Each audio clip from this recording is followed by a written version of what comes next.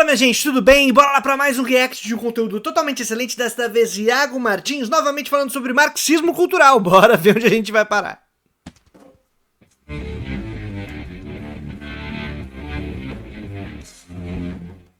E o marxismo ele tinha uma ideia muito clara de tomar, de conseguir um poder maior para o proletariado através de uma tomada violenta dos meios de produção. Haveria um esforço violento de tomar os meios de produção. Novamente, tomar os meios de produção. Por quê? Porque certa feita, juntou-se um grupo de proletários, trabalhadores, trabalhadoras, pessoas que não têm nada, não possuem nada, além de seus próprios filhos e de suas próprias filhas, afinal, não têm garantidos as suas condições e meios de vida, né? Não tem garantidos os meios suficientes para você produzir o necessário para a sua vida, senão que você tem que vender a sua força e o seu tempo de trabalho, o seu tempo de vida trabalhando para alguém que sim, tem meios que não são de vida, mas meios de produção de mercadorias, que são os produtos realizados pela atividade humana socialmente combinada, não para o consumo, não para manter a vida de todo mundo, mas como primeiro objetivo de venda. Aí que tá o bagulho. Entendeu? Então tá. As pessoas não têm mais esse meio de vida, juntou esse grupo aí, foi até um capitalista, até a casa da pessoa que era dona do meio de produção, bateu na porta e eis que falaram: querido, por obséquio, Vossa Senhoria poderia compartilhar de seu poderio, de sua posse, sobre os meios de produção, para que nós planejássemos toda a organização econômica da sociedade, não apenas tendo em vista o seu benefício e o lucro que o senhor acumula, senão a garantia de condições de produção e reprodução da vida de todo mundo aqui, da família de todo mundo aqui, o que o senhor acha? Não seria massa? Então, eis que o cara disse não. Aí o pessoal voltou para casa triste, sendo explorado, sofrendo, tendo a vida roubada, condições de vida roubada, as possibilidades dos filhos vingarem, né, continuarem vivos, seguirem suas vidas quanto mais velhos também foi cada vez mais impossibilitada. E aí o pessoal foi perdendo a paciência. Adivinha o que aconteceu? O lance é, se socialmente pactua o rolê e todo mundo vai trampar junto para poder organizar a coordenação da divisão social do trabalho para a vida de todos e não para o lucro de alguns, seria massa. A galera que é dona do meio de produção, tomado na força, obviamente, e herdado por já alguns séculos, topa? Que era um monopólio da burguesia, para que então os trabalhadores pudessem finalmente ter o seu espaço social e a alienação do trabalho não mais existir e tudo mais. Ter condição de vida. O marxismo não fez sucesso no Ocidente, ele fez muito sucesso na região do Oriente, na Rússia, né, a parte oriental ali da Alemanha, China, que eram... A Alemanha tá onde? Isso aí, na verdade, você tá reproduzindo uma parada que não tem sentido algum, tá? A gente fez um react, um vídeo gigantesco do Iago em que ele reproduz essa ideia aí. Vou estar em algum lugar no canal, se eu lembrar eu coloco na descrição, se eu não lembrar alguém me ajuda a lembrar de colocar. Tudo bem? Beleza. A gente fez um react já sobre isso, mostra como isso é uma lorota, não faz sentido nenhum. Inclusive porque na Alemanha, no período ali da década de 10, 20 e 30, o maior partido comunista do mundo estava ali. Você acredita? A maior quantidade de pessoas filiadas no movimento trabalhador estava ali. O movimento revolucionário está ali. Mas rolou alguma coisa nesse período aí que foi muito violento contra as mobilizações dos trabalhadores. Rolou alguma parada aí que foi um negócio muito louco, né? Bastante reacionário. Não lembro muito bem o que. Aconteceu isso na Itália também. Na mesma época, inclusive. Bom, na Espanha, Portugal. Quase rola na Rússia uma reação forte, mas o proletariado lá se organizou bem, conseguiu uma vitória. Em outros territórios também, especialmente ali a partir da década de 50, na África, na Ásia, com as lutas da independência, também estavam organizadas por comunistas contra os colonizadores europeus. Tem que entender melhor a história e não falar essas groselhas.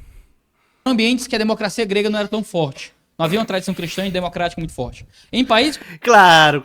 Onde havia uma tradição democrática cristã muito forte, sei lá, tipo na Alemanha, aconteceu alguma parada ali na década de 20, 30, 40. O que foi?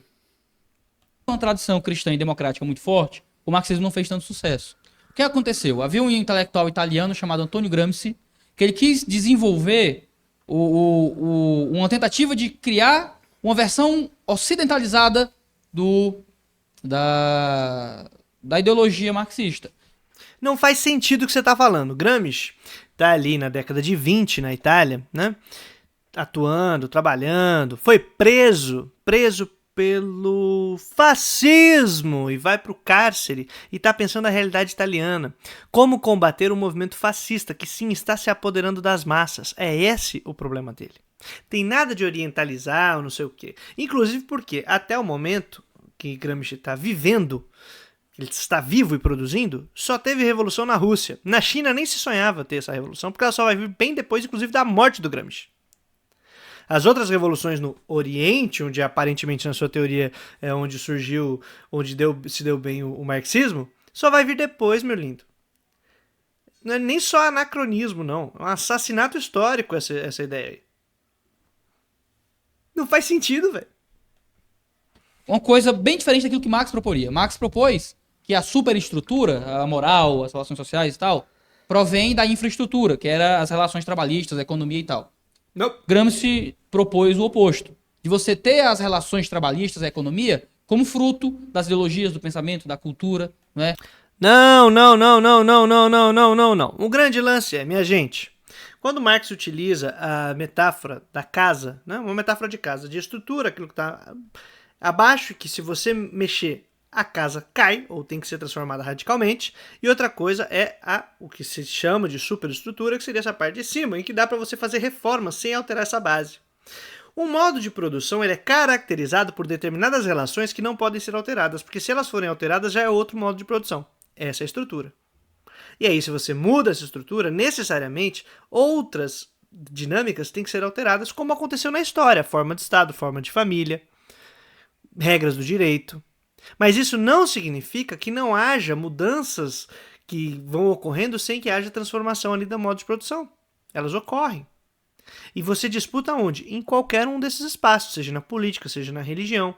A evolução da crítica de Marx, inclusive, começa com uma discussão religiosa política, passa para propriamente política e vai para o âmbito da economia, ou da economia política. Por quê? Porque aí ele começa a perceber que existem relações que são fundamentais para a manutenção de um determinado modo de produção e de determinadas formas sociais. Então, a raiz do problema estaria aí, porque você pode mudar determinadas relações religiosas, políticas, de direito e tal, não sei o que lá, sem mudar o modo de produção. Só que o objetivo dele era transformar o modo de produção, porque ele está baseado na exploração do homem sobre o homem. Uma extração maluca e irracional que destrói as condições de reprodução da própria sociedade e da própria natureza em última instância. Mas tem que estudar, né? Nas notas do cárcere, nos cadernos do cárcere, que Gramsci escreveu, são várias obras, você pode lê-las, tem algumas versões pela civilização brasileira, em português, ele propõe justamente isso, de você ter uma lenta caminhada pelas instituições, moldando cultura, moldando valores, moldando senso artístico, moldando as relações familiares, senso religioso, tendo o partido político como um professor que vai guiar a sociedade para certos padrões morais. Não é questão de certos padrões morais, é que a gente precisa começar a ocupar cargos de influência dentro da dinâmica social, obviamente, porque eles também teriam um valor fundamental para você conseguir disputar a interpretação da realidade, a formação das pessoas. Porque como é que você vai fazer? Como é que as pessoas se informam? Como é que elas compreendem a realidade? Como é que elas se constituem enquanto sujeitos sociais? Não é só ali dentro da fábrica e não é só ali no âmbito econômico propriamente dito, como algumas correntes eram meio cabaças e só pensavam nesse sentido. Mas o Gramsci está pensando numa disputa ideológica contra o fascismo, que está ganhando as massas. Era esse o ponto dele. E aí sim, tem que disputar. E o partido não é só para Gramsci. Gente, mais velho que andar para frente. Partido é formação de quadros e partido tenta influenciar a sociedade. Tudo quanto é partido tem seus institutos, tudo quanto é partido publica seus livros, tenta fazer as disputas, que não é só de narrativas, como o pessoal gosta, mas disputas sobre a interpretação da realidade. Mas velho que andar pra frente. Só que é mais fácil criar essa conspiração como se o pessoal estivesse fazendo escondido e tal, e como se não fosse desde que o mundo é mundo, movimentos sociais, movimentos políticos se organizam para influenciar a sociedade e mudar o modo como as pessoas pensam. Regra do jogo. Tá todo mundo jogando há muito tempo isso aí. Então, dentro desse contexto brasileiro, em que isso é uma ideologia muito forte em muitos partidos poderosos do nosso país, está em ata de fundação de partidos brasileiros, que o partido é algo pedagógico, tem que ser caminhado pelas instituições, a hegemonia e uma linguagem altamente gramsciana, né? O marxismo cultural faz parte da formação política brasileira. A gente atribui justamente a ele esse momento que a gente vive em que há uma transformação dos valores morais, da sociedade, da ética, dos costumes. Nem tudo isso é fruto diretamente de um marxismo cultural, certo? O marxismo cultural virou meio que um guarda-chuva para tudo de ruim, né? Tudo de ruim, sei lá, tua namorada te... Sim, porque é um conceito que não serve pra nada. É um conceito que não existe. Você acabou de falar. Não, porque o marxismo cultural está na fundação do não sei o que. Mano, não. Porque nem foi definido o marxismo cultural. Nesta pequena linha do tempo, o marxismo cultural é o que o Gramsci propôs para resolver determinados problemas na Itália, durante o período da Itália fascista, enquanto ele está preso na cadeia por causa do fascismo. Quer dizer, um movimento que tenta aí combater o fascismo vai ser enquadrado como uma estratégia conspiracionista. Ah, não faz sentido, né? De alteração dos valores, não sei o que lá. Não, mano. Realidade. Aí como esse conceito ele é tão maluco, plástico, e cada um tem uma origem, cada um apresenta de um jeito, não tem nenhuma consistência, e na verdade é só uma conspiração aí pra ficar gerando lero-lero e botando pânico moral na galera, fica aí. Realmente tudo de ruim vai vir do marxismo cultural. Óbvio. Né? Óbvio que vai vir. E aí qualquer coisa que vocês não curtem, em geral vocês empurram pro marxismo cultural e pra esquerda que tá aí influenciando com esses tentáculos por todos os cantos. Ou lavagem cerebral. Isso aí vocês estão chupinhando do Olavo, que chupinha de coisa gringa. te deixou, é o marxismo cultural e tal. O negócio meio assim, perdi emprego, é o marxismo cultural. Tudo virou um termo... Antes, quando eu era neopentecostal, tudo era o satanás, né? Ah, foi o diabo, não sei o que, foi o diabo. Caiu o negócio, foi o diabo. Derrubei a água, foi o diabo. Agora parece que o marxismo cultural é o diabo pra muita gente. Tudo é o diabo, tudo é o marxismo cultural. Mas, por causa desse momento histórico que a gente vive, atribui-se ao marxismo cultural esse momento de derrocada dos valores, derrocada da moral, derrocada dos costumes, e dessa tentativa de você ter a perca dos padrões até estéticos, até dos padrões de arte, de belo, para que você possa ter uma transformação, para que, se existe um belo, esse belo vai oprimir aquilo que não é belo. Desde, sei lá, 300, 400 a.C., Platão tá lutando aí contra o marxismo cultural. Afinal, Platão tava lutando lá contra o pessoal que tava desvirtuando o belo. Ou até o conceito de belo. Tava discutindo ali, inclusive, com outros caras que ele chamou de sofistas, como esse pessoal aí que tá desvirtuando. Desvirtuando o belo, acabando com os valores morais. Por ironia do destino, Sócrates, Tinho, camaradinho aqui, ó, aparentemente também era um cara que estava ali no marxismo cultural de vanguarda. Irônico e paradoxalmente, professor de Platão. Sabe por quê? Porque ele foi condenado pela cidade por desvirtuar os jovens. Negar a existência dos deuses. Isso é um problema para todo mundo ali. Não respeitando a moral, os bons costumes da cidade. Mas faz tempo que esse marxismo cultural tá aí, ó, atuando e desvirtuando tudo. E a cada 50 anos, né, mais ou menos, surge uma geração que fala que a anterior era horrível, que hoje em dia os jovens estão perdidos. Direto, fala, nossa, bora no meu tempo que aqui era tudo mato, bora no meu tempo que eu jogava bolinha de gude, bora no meu tempo que eu empinava pipa, que às vezes é só uma questão de classe social, porque você tá no lugar errado. Morasse aqui perto de casa, todo mundo empina pipa o dia inteiro, é um negócio impressionante. Mas o lance é, melhor era no meu tempo, né? Melhor é quando a gente tinha valores, essa juventude aí tá perdida. Nossa, que discussão nova e genial. Você não tem mais o oprimido e o opressor como a burguesia e o proletariado. Você tem o oprimido e o opressor, o bonito e o feio, né? O branco e o negro, o rico e o pobre, o homem e a mulher, o motorista do carro e o ciclista. Né? E o motorista do carro e o ciclista. Novas configurações de opressão que não é mais riqueza e pobreza. Agora é aquilo que é maior e aquilo que é de alguma forma menor, ou é visto como inferior na sociedade, mais fraco, ou sem tanto poderio e tal. Então, dentro do contexto de arte, o belo virou uma opressão, enquanto aquilo que não é tão belo é oprimido. Então, o que a gente tem que fazer? A gente tem que... O belo não é uma opressão.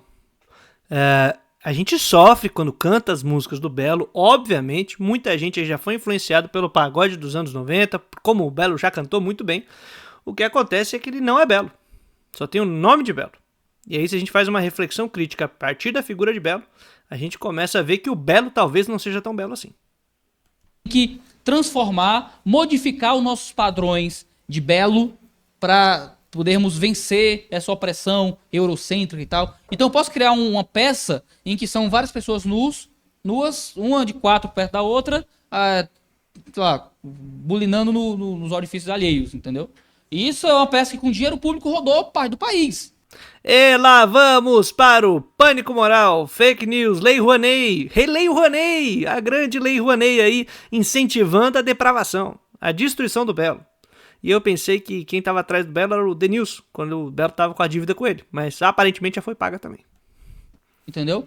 De chamar de intervenção artística. Uma pessoa andar nua, arrastando uma lata e, sei lá, né, essas coisas que a gente vê por aí. O cara derruba um óculos no museu e a galera bate fotos achando que é arte, né? É um negócio meio doido. Eu vi no Museu de Arte Moderna, foi de São Paulo, se não me engano, a pobre da mulher que limpava o chão, viu um monte de garrafa, guardou e jogou fora. E era parte da exposição. Entendeu? A gente tá... né? Eu acho que seria mais interessante conhecer um pouco melhor o pessoal que tem discutido a questão da arte já desde a Revolução Industrial, né? Como que, inclusive, a reprodutibilidade da arte, uma arte industrializada, sob capitalismo, começa a ficar cada vez com menos sentido, sem sentido, como é achatada. E aí a questão não é do belo, do feio, não sei o que lá, mas compreender o papel dessa construção estética, de como da construção dos nossos modelos, dos nossos ideais, de como nós experimentamos a realidade, o divertimento, o entretenimento, para que serviria a arte hoje num mundo que já as coisas ficam sem sentido, já que a própria vida dentro do capital não tem sentido, nem social, nem para a vida de quase ninguém, a gente só é achatado e explorado todo dia. Como que desempenha essa parada toda, essas experiências humanas? Seria mais legal, e aí você começaria a fazer mais sentido do que só o pessoal tá querendo aí desvirtuar. É o marxismo cultural que tá desvirtuando aí os valores da galera e questionando o Belo. E tá todo mundo caindo aí na armadilha do Belo. Porque você quer transformar o padrão. Você quer subjugar algo que tá bem estabelecido, que é um padrão pré-estabelecido. E isso faz parte daquilo que tem sido transformado e transmitido no marxismo cultural no Brasil. Tá bonita essa camiseta desse rapaz que vai falar. Peraí que eu tô tampando a cara dele, né? Então deixa eu vir aqui pro cantinho, que eu não tampo a cara de ninguém. Mas tá aí o nosso querido amigo Justiceiro, né? Uma série esteticamente muito bonita, aí com valores cristãos imprimidos, muito cuidadosos, né? O pessoal aí que não tem nenhuma violência explícita, nem vingança, nem mortes aleatórias. É um personagem sossegado, personagem ali que Jesus ficaria muito à vontade, conhecendo a história do Justiceiro. Falei, né? Esse homem entendeu a minha mensagem.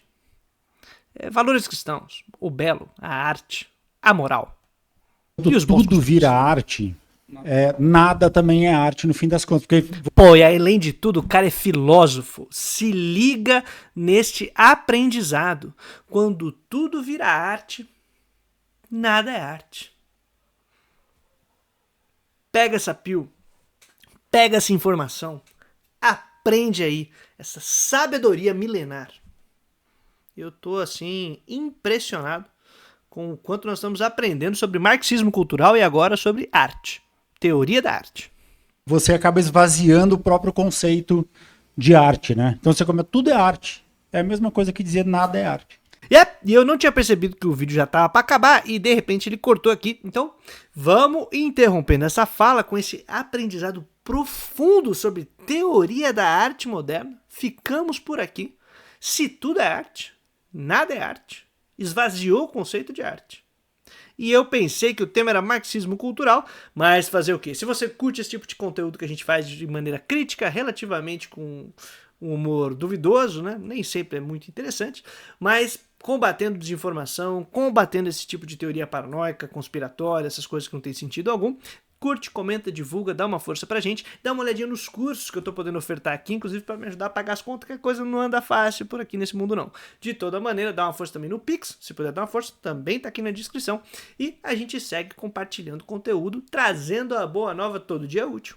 Até a vitória final. Valeu, minha gente!